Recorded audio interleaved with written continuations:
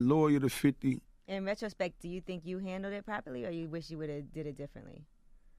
If you look at it now. I don't look like I should have did nothing different because I'm still here and I'm still relevant. So when you ask me that, it's kind of hard for me to say I would have did anything in my life. I mean, when you talk about loyalty, like, do you understand where he's coming from and feel like, well, maybe I, should have been more loyal, or do you feel like he was being out of pocket? I feel like, he was doing what anybody would do that's created a crew of brothers and created a brand, and the brand that we've created and came up under have issues. It was more of a thing. I think 50 was looking at it like we came in it together. We might as well go out if that's the play. Mm-hmm. So do I look at some of the things that I done in the midst of, as far as not having a problem with certain individuals he had problems with? No, I don't think I was wrong at all about that. Mm-hmm. You know what I'm saying? Because it would have been fake on my end. Mm-hmm. I'm trying to make a problem with somebody. Mm-hmm. Now, what I did start to realize is what I would give off that character of, I don't have a problem with you, but then the ones would give the character off, like, I got a problem with you. It would turn me immediately to, like, let me see what's up, meaning that I would basically put it there like, I'm not tripping off, dude, or whatever the case, and then they would come out with a record, and they didn't hold back on sending any kind of disses my way or whatnot. You know what I'm saying? It is what it is at this point. It was just a time in hip-hop where it was so real, honestly. I look at where things is at now with the whole social media thing and how it is now. And you're like, why nobody getting shot? Right. That's it. I'm being as honest as I can. Now, honestly, if social media was back then where it's at now, I think it would be so many dead rappers. Right. And so much more, because things were so realer than it was. You had to at least address your situations, or you would have been addressed, at least when it come to the unit. Now it's more or less who can say the most craziness or make the most ridiculous meme they can find. You know what I'm saying?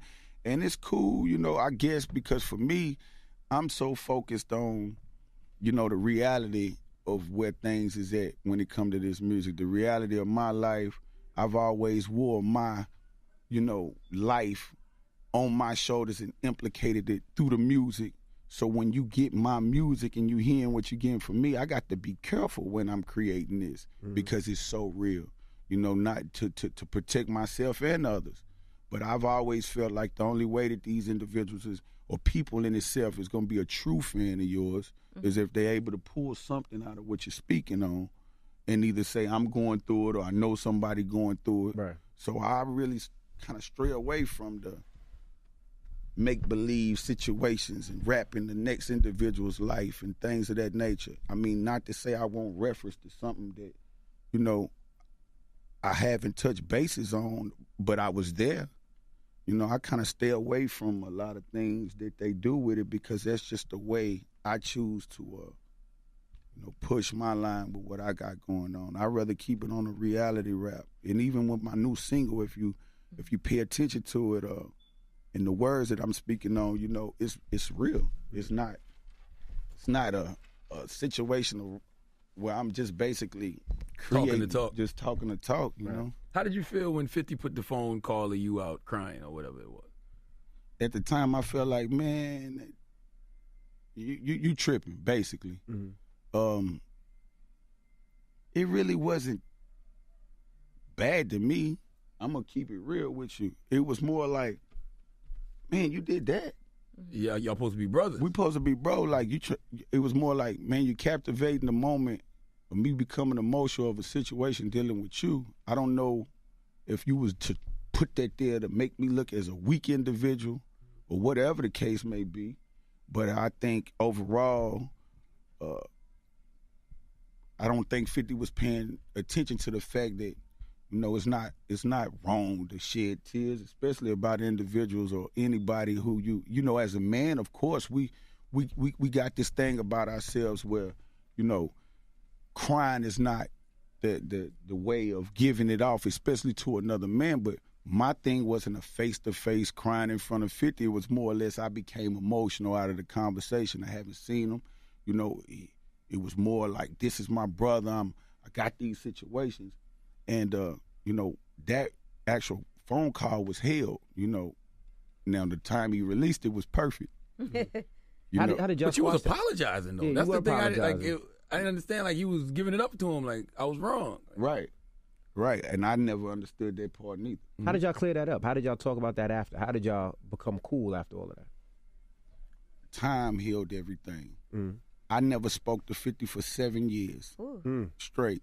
Not a text, not a phone call, nothing. So Yayo and neither Roy, one of them. None of them. So how did y'all finally speak? Because honestly, I went to prison, and when I went to prison, I started to rehabilitate my situation of what I wanted to do when I got out. And I just started reflecting back on where I've been at. I found myself sitting in prison as a millionaire. I done all this life, and I can sit here and talk about where I done came from in the streets, finally get to a level in life where they consider you made it. And here I am sitting in, you know, the penitentiary. So when I made a decision to myself, when I get out, I would stretch out just for clarity for myself. I went to prison fighting 50. You know what I'm saying? I went to prison with nothing. I lost everything. I lost my house, my mother's house, all my cars. You know, they took everything out of my house. And then here it is, I'm fighting to be off a contract at the time, you know, to be able to get out and make money because he wasn't allowing me to do so much at the time or allowing me to do things. So I'm fighting, you know, both situations. And I just said, enough is enough. So when I came home, I stressed out to 50. And, you know, he reached back. He was like, you know, let's see what we can come up with. And that's when I had flew up here, and we had a face-to-face sit down. He explained to me, you know, some of the differences of the way he was feeling at the time. And then honestly, just to be real, I think when we both kind of got out on both sides of things, it was more or less where we realized it was more of a big misunderstanding than any kind of beef. And I think that's what really made him say, you know what, let's go back at this again. Because once he got clarification out of the situation as well as me, it was like, man, we done wasted all this time, man. You know, 50 got morals, and he live on them and stand on them, but I do too. And that's where we clashed at. You know, he got morals, and he's loyal to certain things. I got morals, I'm loyal to certain things. He's his own man, I'm my own man. So, you know, in a group or when you have that type of situation, you know, you're going to have disagreements.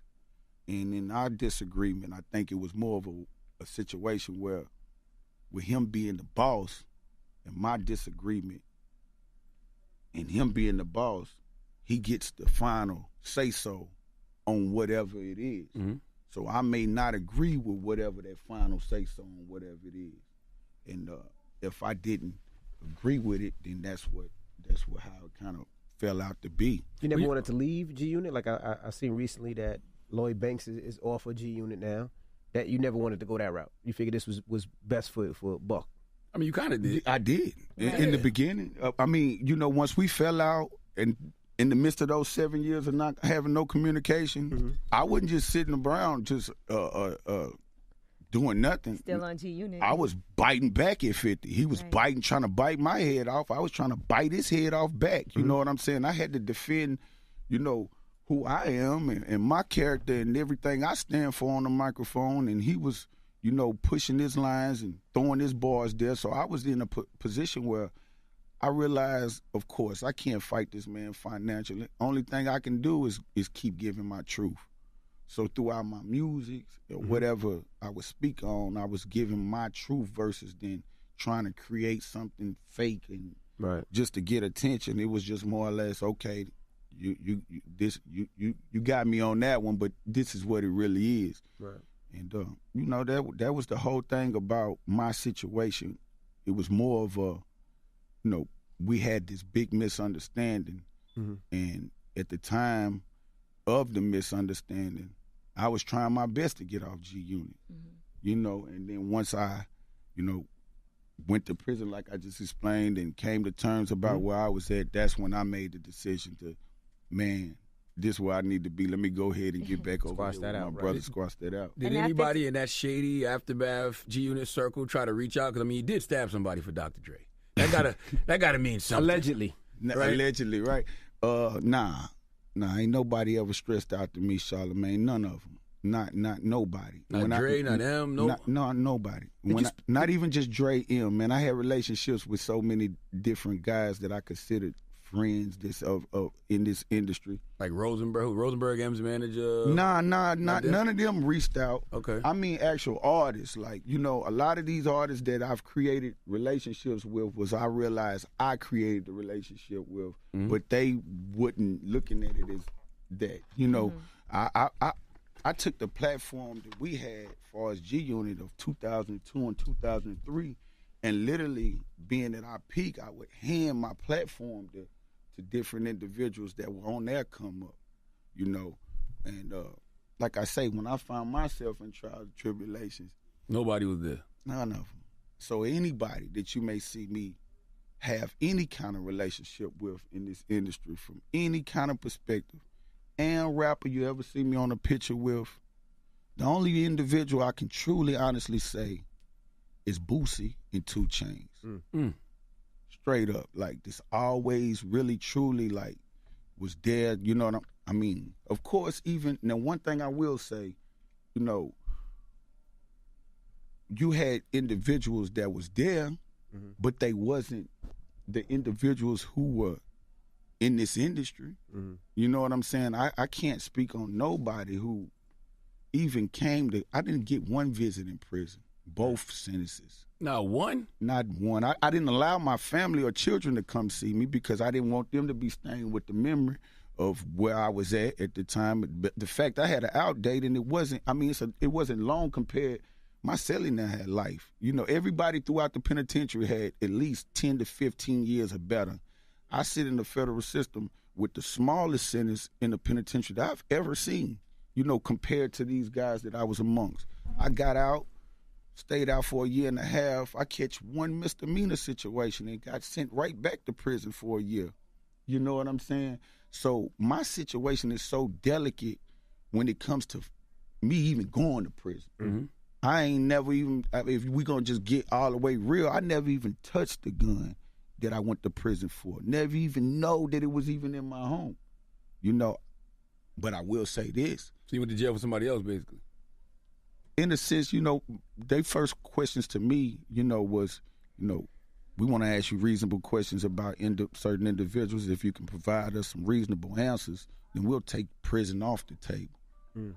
And, you know, of course, I couldn't do that. You know what I'm saying? Like anybody you would ask me about, I would possibly be lying about if that's the case, you know. So for me, it was more of a situation like I see where this is going at, because I choose not to cooperate in whatever they felt like they wanted me to cooperate in. And the DA told me, you know, if you don't cooperate, I'm gonna send you to prison. And that's exactly what he did. And I told him too, straight up, go ahead, get me ready then. Go ahead, ready, send me on to prison. You know, he kept his word. He kept his word. Now, what happened the night of the Vibe Awards? When you stabbed somebody for Dr. Dre. Let's talk about that night, because a lot of kids don't know that. That's a great story. They said they said you walked in and you said, "What's you crazy, man? You got to be the livest dude in the world." I swear. Like on this interview, dude is crazy, man. They said you said you spoke to Suge Knight before you walked in as hey, what's going on? Yeah, it was. Look. So you walked in there and what was the scene? Set the scene for the kids and everybody that don't know. Man, it was the Vibe Awards. The whole team was there. It was the first time we all been collectively together. I mean, me, Banks, Yayo, 50, Dre, M, Game, everybody. We all was sitting at a table. But on the interest of walking in, I was walking with B, 50, I think M and Dre was there. And Petey Pablo at the time was with Suge. They was off to the side. And I'm entering the actual, you know, auditorium or whatnot with Dre, M, and then I look and hear